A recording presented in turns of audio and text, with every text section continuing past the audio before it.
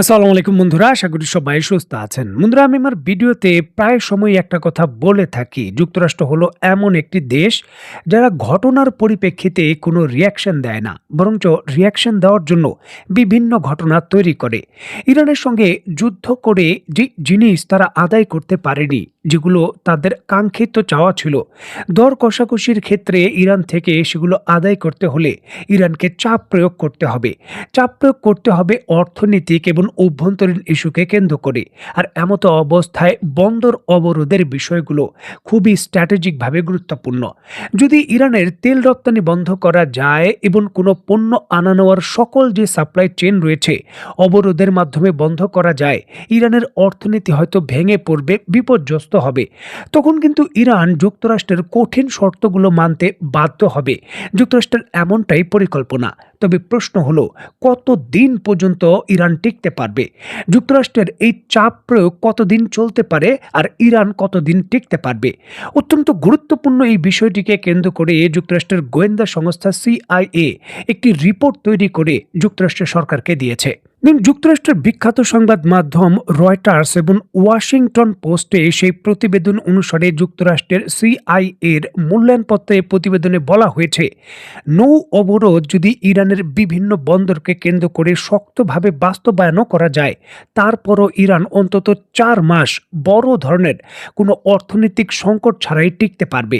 ইরানের অর্থনীতিতে তেমন কোনো প্রভাব ফেলবে না। মার্কিন প্রশাসনের এক কর্মকর্তার বরাত দিয়ে বলা হয়েছে, ইরানের বন্দর জ্বালানি রপ্তানির উপর চাপ বাড়লেও দেশটির অর্থনীতি তাৎক্ষণিকভাবে ভেঙে পড়ার ঝুঁকিতে নেই। ফলে ইরানের উপর দ্রুত চাপ সৃষ্টি করে কূটনীতিক ছাড় আদায় করা বা যে কোনো ধরনের যুক্তরাষ্ট্রের স্বার্থে কোনো চুক্তি চাপিয়ে দেওয়া ওয়াশিংটনের পক্ষে কঠিন হয়ে পড়েছে। আগামী 4 মাস যুক্তরাষ্ট্র যদি সফলভাবে অবরোধ বাস্তবায়ন করে, যেটি অত্যন্ত ব্যয়বহুল এবং অত্যন্ত ঝুঁকিপূর্ণ, ইরানের উপকূলের কাছে যুদ্ধজাহাজকে অবস্থান করতে হবে এবং পাল্টা হামলার আক্রান্ত হওয়ারও ঝুঁকি রয়েছে। এটি নিয়েও যদি বাস্তবায়ন করতে পারে, ইরানের অর্থনীতি 4 মাসের মধ্যে বড় ভিত্তিতে ভেঙে পড়বে না।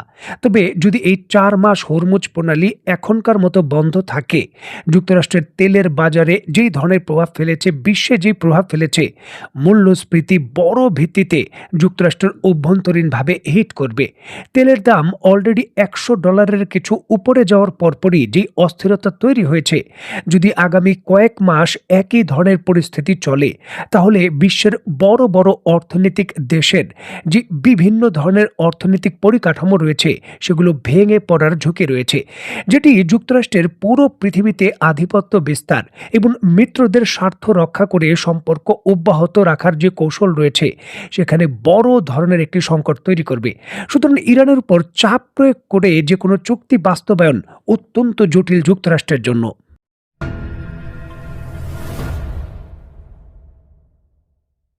আগামী 4 মাস অবরোধ কার্যকর হলেও ইরানের অর্থনীতি ভেঙে পড়বে না। সিআইএ যখন এমন প্রতিবেদন দিয়েছে, তখন এই ইরানের সবথেকে শক্তিশালী যে সক্ষমতা, মিসাইলের অবস্থা কি? ইস্যুটিকে কেন্দ্র করে ডোনাল্ড ট্রাম্প দাবি করেছিলেন যে দীর্ঘ 1 মাস ধরে ইরানের উপর অভিযান পরিচালনা করার পর ইরানের মিসাইল সক্ষমতা 20 থেকে 19% এসে দাঁড়িয়েছে।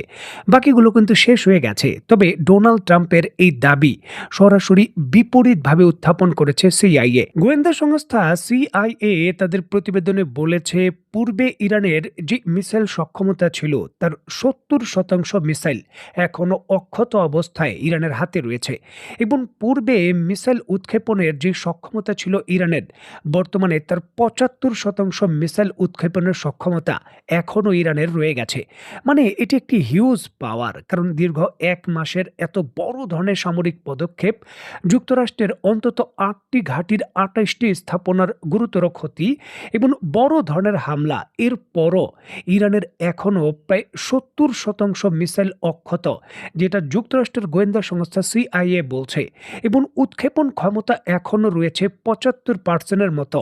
সেটি একটি বড় ধরনের সামরিক সমীকরণ এবং পরিষ্কারভাবেই ইঙ্গিত দেয় যে ইরান এখনও যুক্তরাষ্ট্রের বিরুদ্ধে সামরিকভাবে দীর্ঘকালীন যুদ্ধ মোকাবেলার জন্য কতটুকু শক্তিশালী পরিস্থিতিতে রয়েছে।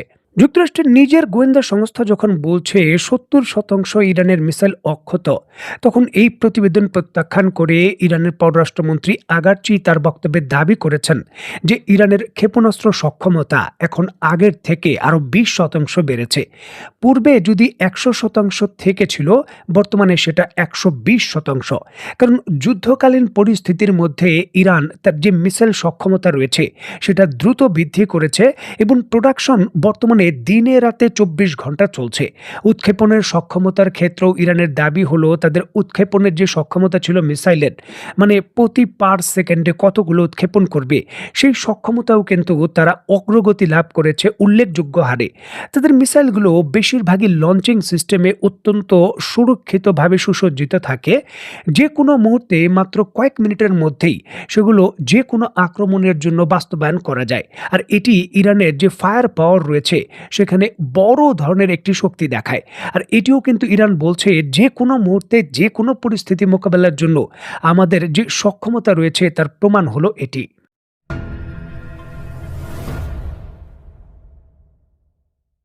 দেখুন, ইউরোপের ভেতর রাশিয়া এবং ইউক্রেনের যুদ্ধের যে পরিস্থিতি সেটার সঙ্গে ইরান এবং যুক্তরাষ্ট্রের মধ্যপ্রাচ্যের পরিস্থিতি একত্রিত করলে হবে না।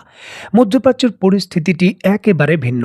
বিশেষ করে ইরানের সক্ষমতা যখন এই পর্যায়ে, নিজস্ব তেলের বিশাল সম্পদ রয়েছে, গ্যাস রয়েছে এবং নিজস্ব প্রযুক্তিতে অস্ত্র উৎপাদনের বড় সক্ষমতা রয়েছে। আর ইস্যুগুলোকে কেন্দ্র করেই কিন্তু মিস্টার পুতিন সতর্ক করে বলেছেন, যদি ইরানের যুদ্ধ, এই মধ্যপ্রাচ্যের যুদ্ধ দীর্ঘস্থায়ী হয়, তাহলে পৃথিবী একটি বড় ধরনের দীর্ঘমেয়াদী সংকটে পড়বে। মিস্টার পুতিন তার বক্তব্যে বলেন, যুদ্ধ যত দিন হবে, বৈশ্বিক অর্থনীতি, জ্বালানি বাজার এবং আঞ্চলিক স্থিতিশীলতার উপর চাপ তত বাড়বে। রাজধানী মস্কোতে এক সংবাদ সম্মেলনে পুতিন আরও বলেন, এই সংঘাত চলতে থাকলে সবাই ক্ষতিগ্রস্ত হবে। তার মতে মধ্যপ্রাচ্যের উত্তেজনা ইতিমধ্যেই আন্তর্জাতিক জ্বালানি বাজারে অস্থিরতা তৈরি করেছে এবং বৈশ্বিক অর্থনীতির পরিস্থিতিকে আরও অনিশ্চিত করে তুলছে। মিস্টার পুতিন যখন দীর্ঘমেয়াদী সতর্কতা দিচ্ছেন, তখন চীন সরাসরি যুদ্ধে না নেমেও ইরানকে তার সকল ধরনের সহযোগিতা দেওয়া অব্যাহত রেখেছে। দেখুন, নিজেদের অর্থনীতি এবং নিজেদের যে রপ্তানি রয়েছে সকল কিছু ঠিক রাখার জন্য চীন সরাসরি কোনো যুদ্ধে জড়াতে চায় না। তবে অভিযোগ রয়েছে ইরানকে সকল ধরনের সহযোগিতা চীন গোপনে অব্যাহত রেখেছে। এবং সামরিক বিশেষজ্ঞরা বলছেন যে দীর্ঘ ৪ মাসের অবরোধ হলেও ইরানের অর্থনীতি সাথে সাথে যে ভেঙে পড়বে না, এর অন্যতম বড় কারিগর হলো চীন। কারণ চীনে বিপুল পরিমাণের জ্বালানি তেল রপ্তানি করে বৈদেশিক মুদ্রার একটি বড় অংশ তারা অলরেডি আয় করে অর্থনীতিকে স্টেবল করতে পেরেছে। ইরানের মিসাইল সক্ষমতা সিআই এর রিপোর্ট অনুযায়ী এখনও যে ৭০% রয়েছে, বা ইরানের দাবি অনুসারে সেটা বৃদ্ধি পেয়ে ১২০% হয়েছে। এর অন্যতম মূল কারিগর হিসাবেও চীনের সহযোগিতাকে মূল্যায়ন করা হচ্ছে। কারণ মিসাইল তৈরির জন্য যে জ্বালানি রয়েছে, মিসাইলের যে জ্বালানি রয়েছে, সেই জ্বালানিও সরবরাহ করা হয়েছে চীনের পক্ষ থেকে বিশাল পরিমাণে। সেই বিষয়গুলো কিন্তু অন্তর্ভুক্ত। সুতরাং চীনের সহযোগিতা এক্ষেত্রে ইরানকে টিকে থাকা বা দীর্ঘকালীন লড়াইয়ের ক্ষেত্রে গুরুত্বপূর্ণ মনে করা হচ্ছে। দেখার বিষয়ে এই সার্বিক পরিস্থিতি এবং চ্যালেঞ্জের মুখে চলতি মাসে ডোনাল্ড ট্রাম্প এবং শি জিনপিং এর যে বৈঠক হবে, সেই বৈঠক থেকে কি সমাধান আসে। তো বন্ধুরা, আজকের মতো বিদায়। নতুন কোনো ভিডিও নিয়ে আবার দেখা হবে। সেই পর্যন্ত সবাই ভালো থাকবেন, সুস্থ থাকবেন এবং বাংলাদেশকে ভালোবাসবেন। আল্লাহ হাফেজ।